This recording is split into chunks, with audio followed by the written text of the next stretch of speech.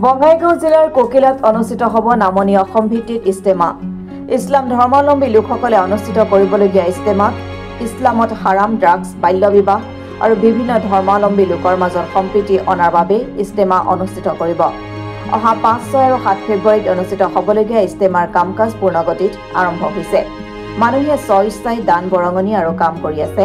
সেয়ে সকলোকে অংশগ্ৰহণ কৰিবলৈও উদ্যোক্তাসকলে আহ্বান জনাইছে।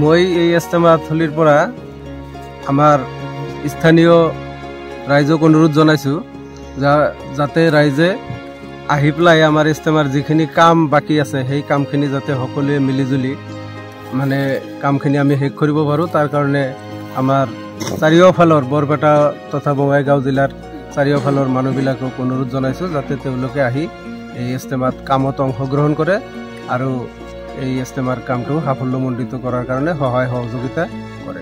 ইস্তেমাখন ক'ত হৈ আছে? ইস্তেমাখন হৈ আছে কুকিলা খেতি পথাৰত, বৰপেটা বঙাইগাঁও জিলাৰ সীমামূৰী অঞ্চল। হয় হয়। আৰু কোন কোন জিলা? এইটো আপোনাৰ বঙাইগাঁও আচলতে নামনি অসম ভিত্তিত ইস্তেমাটো হৈ আছে। নামনি অসমত আচল 12খন জিলা আছে আৰু এই 12খন জিলা সামৰি এই ইস্তেমাখন হৈ আছে। ধন্যবাদ। আমি নামনি অসম ভিত্তিক 12খন জিলাৰ সৈতে কুকিলা খেতি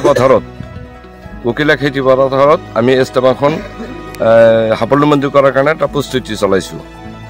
এই ইস্তেমাৰ জৰিয়তে আমি সাধাৰণতে ইছলামিক মানে কোৰআন হাদিছৰ বয়ানেৰে সমাজৰ পৰা বাল্য বিবাহ, মদ, ভাং আদি কেনেকৈ দূৰ কৰি এখন মুক্ত সমাজ গঢ়িব পাৰোঁ তাৰ এটা প্ৰচেষ্টা চলাই আছোঁ। আৰু এই ইস্তেমাখন অহা ফেব্ৰুৱাৰী মাহৰ 5, 6 আৰু 7 তাৰিখত অনুষ্ঠিত কৰা হ'ব।